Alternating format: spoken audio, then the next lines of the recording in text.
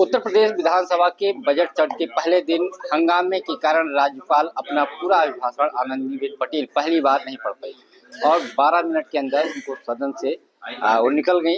हालांकि हाउस अभी स्थगित है। हमारे साथ बातचीत करने के लिए सपा विधायक अमिताभ वाजपेयी जी हैं।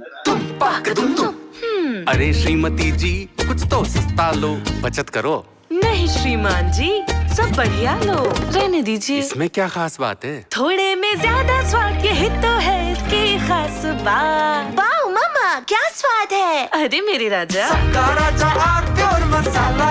वाजपेयी जी, आनंदीबेन पटेल के कार्यकाल में मुझे लगता है पहली बार होगा जो पूरा अभिभाषण नहीं पढ़ पाए विपक्ष के हंगामे के कारण। देखिए, हर बार जब राज्यपाल आती थी तो हम लोग जो मुद्दे जायज होते हैं उस पर विरोध प्रदर्शन करते थे, लेकिन ये भी जिद्दी राज्यपाल थी और उन्होंने हमेशा पूरा अभिभाषण पढ़ा। कितना भी शोर शराबा हुआ हो, कुछ भी हुआ हो, लेकिन उन्होंने पूरा भाषण पढ़ा। लेकिन इस बार वो जल्द ही चली गई, भाषण नहीं पढ़ पाई। संभवतः सरकार ने जो आंकड़े प्रदर्शित किए थे, और हमें लगता है जो कुंभ के आंकड़े थे जिसमें मौतों को छुपाया गया, जो सही आंकड़ा नहीं, उसको लेकर के वो भी अचंभित थी। उनको भरोसा नहीं हुआ कोई सरकार इतनी निष्ठुर कैसे हो सकती है जो मृतकों तक के आंकड़े छुपा ले। तो उनकी भी आंख में संभवतः आंसू आए। उनका चेहरा देखकर ऐसा लग रहा था कि वो इस विषय में बहुत गंभीर और गमगीन है।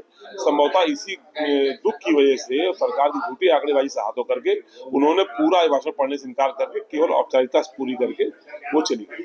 यानी विपक्ष का विरोध नहीं, सरकार और राज्यपाल के बीच में चीजें ठीक नहीं चल रही हैं। जो आंकड़े आप बता रहे हैं इसकी वजह से वो पूरा अभिभाषण नहीं पढ़ी। देखिए, वो हर बार हम लोग विरोध करते थे, एक से एक गंभीर मुद्दे होते थे, जनता से जुड़े मुद्दे होते थे, हम लोग ताकत से विरोध करते थे। पर इस बार हमको उतना विरोध नहीं करना पड़ा, थोड़े ही विरोध में वो चली गई छोड़ के। चूंकि अभी हमारा अपना अनुमान है कि वो भी दुखी होगी, उनको भी पता है कि मृतकों की संख्या बहुत बड़ी है, सरकार खोल नहीं रही। तो राज्यपाल जी के द्रवित होकर के, सरकार से दुखी होकर, इनकी झूठी आंकड़ेबाजी से परेशान होकर के अभिभाषण बीच में ही छोड़ करके औपचारिकता पूरी करके चली गई। आप लोगों के क्या मुद्दे होंगे? अभी तो कई दिन सत्र चलना है। कल सरकार ने कैबिनेट में गन्ना की जो एसएपी थी, जो एक मूल्य निर्धारित करना था, 370 ही रखा, दाम नहीं बढ़ाया। कुंभ को लेकर के आप लोग लगातार सरकार पे सवाल उठा रहे हैं। और कौन कौन से मुद्दे होंगे? कुंभ का बेहतर आयोजन होता था, सरकार ने प्रचारित किया कि 44 साल बाद आया है, तो ऐसा इंतजाम करना चाहिए। तो उन्होंने 100 करोड़ का इंतजाम करने की बात कही थी, लेकिन तो कम में ही ढांचा चरमरा गया। लोगों को परेशानियां हुई, लोग जाम में फंसे हैं, लोग गायब हैं, घायल हैं, मृतकों की संख्या बड़ी है। तो इसका अव्यवस्था का शिकार हुआ है और सरकार अपनी ही पीठ थपथपाने में व्यस्त है। ये झूठे अहम और वहम की सरकार है, इसका अहंकार बहुत बड़ा है। जहाँ तक किसानों का विषय है तो सारे ही फसलों का एमएसपी निर्धारित होना चाहिए, ये हम लोग लगातार मांग रही है।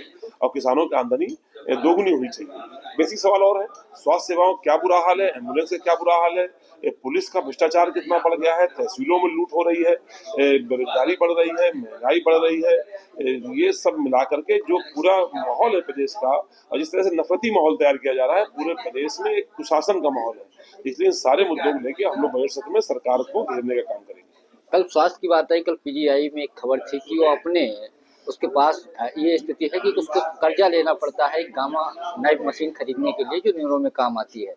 तो इतना बड़ा प्रदेश का सबसे बड़ा हॉस्पिटल है, उसको इस स्थिति में कैसे पहुंच रहा, कैसे देख रहे हैं? एक पीजीआई नहीं है, इन्होंने पूरी स्वास्थ्य सेवा ही चरमरा दी है। कल हम लोग अपने द्वारा सरकार में बनाया गया कैंसर स्पेशलिस्ट हॉस्पिटल देखने गए थे।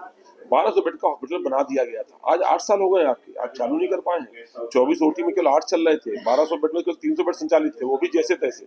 शीशे सारे टूटे हुए थे। पीजीआई का हाल आप खुद बता रहे हैं, आरएमएल का क्या हाल कर दिया है। जिला अस्पतालों में तो बहुत बुरी स्थिति है, दवाएं एक्सपायरी डेट की जा रही है, कहीं फेंकी जा रही है। कोई ऑपरेशन बगैर पैसे के हो नहीं सकता।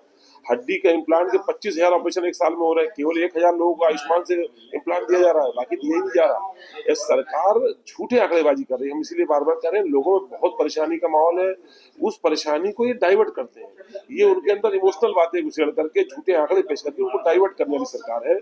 हम लोग जो मूल मुद्दे हैं, जनता परेशान तो है, कभी समझ नहीं पाती परेशानी है क्यों, तो हम लोग मूल मुद्दों पे जनता का ध्यान आकर्षित करने का प्रयास इस सदन के दौरान करेंगे। यूपी बोर्ड का एग्जाम शुरू होने वाला है। मथुरा, प्रयागराज, बनारस, कुंभ में जो स्थिति है, जो भीड़ है श्रद्धालुओं की, आपको लगता नहीं कि एग्जाम टालना चाहिए या छात्रों के लिए कुछ व्यवस्था करनी चाहिए? समाजवादी पार्टी इसको लेकर कर रही है, तो बहुत सारे एग्जाम छूट सकती है, संभावना है जिस तरीके की भीड़ है। बिल्कुल टालना चाहिए। जैसे तकनीकी संस्थानों में एग्जाम 20 तारीख से थे, इसी 20 फरवरी से, लेकिन उन्होंने टाल दिया, उसको 28 से कर दिया। 26 तारीख कुंभ समाप्त होने के बाद उन्होंने कर दिया है। इस प्रकार से कम महाआयोजन समाप्त हो जाने के बाद ही कोई तारीख होनी चाहिए। यूपी बोर्ड भरोसा नहीं है कोई एग्जाम हो, कोई भरोसा नहीं कौन कब निकलेगा और कब गंतव्य तक पहुंचेगा। इसलिए ऐसी सारी व्यवस्थाएं जिसमें इसके अलावा कहीं भीड़ होनी हो, लोगों को जाना हो, आवागमन हो, उसको रोक देना चाहिए और तारीखें आगे बढ़ानी चाहिए। आप लोग जब कुंभ की बात करते हैं, जो हादसा हुआ है, तब भाजपा कहती है कि आप लोग हिंदू विरोधी होते होते सनातन विरोधी भी हो गए। अब ये उनकी अपनी सोच है, हमें लगता नहीं कि उनको किसी ने सर्टिफिकेट जारी करने का अधिकार दिया। ये स्वयंभू एक सर्टिफिकेशन वाली कंपनी है। ये एक पल में देश विरोधी बता देती है, एक पल में हिंदू विरोधी बता देती है, सनातन विरोधी बता देती है। तो इनको कोई अधिकार नहीं दिया कि हम क्या है क्या नहीं है, हमारी हैसियत को ये चेक नहीं करेंगे। हमें मालूम है कि हमें अपने धर्म का पालन कैसे करना है, उसको हमें इनसे सीखने की जरूरत नहीं है। हम लोग आज राजनीति के विषय कर रहे हैं, हम लोग जनता के जुड़े मुद्दे उठा रहे हैं। हम चाहते हैं सरकार भी जनता से जुड़े मुद्दों पर अपना ध्यान केंद्रित करे। तो ये थे हमारे साथ सपा विधायक अमिताभ वाजपेयी, जिन्होंने कहा आज पहली बार राज्यपाल के चेहरे से यह स्पष्ट हो रहा था कि वो अभिभाषण जो सरकार का एक झूठा पुलिंदा होता था वो पढ़ना नहीं जाती थी। कुंभ हादसे को लेकर के जो चीजें उसमें बताई गई थी, उनको चूंकि सच्चाई मालूम था तो उनके चीजों से दिख रहा था कि वो नहीं पढ़ पाएंगी। और सबसे बड़ी बात यह है कि आज पहली बार राज्यपाल अपना पूरा अभिभाषण नहीं पढ़ पाए, 10-12 मिनट के अंदर ही हो अभिभाषण। चूंकि जब राज्यपाल पढ़ती तो पढ़ा मान लिया जाता, अगर पूरा नहीं भी पढ़ती है, लेकिन सिर्फ ऐसा पहला मौका है जब वो पूरा नहीं पढ़ेंगे तो हमेशा पूरा अभिभाषण पढ़ के ही जाती थी। तो एक बार फिर से सपा विधायक सवाल की सरकार की मंशा पे लगातार सवाल उठा रहे हैं। पंकज चतुर्वेदी, TV9 लखनऊ। अरे श्रीमती जी कुछ तो सस्ता लो, बचत करो। नहीं श्रीमान जी, सब बढ़िया लो, रहने दीजिए। इसमें क्या खास बात है? थोड़े में ज्यादा स्वाद, यही तो है इसकी खास बात। वाओ मम्मा, क्या स्वाद है। अरे मेरे राजा, मसाला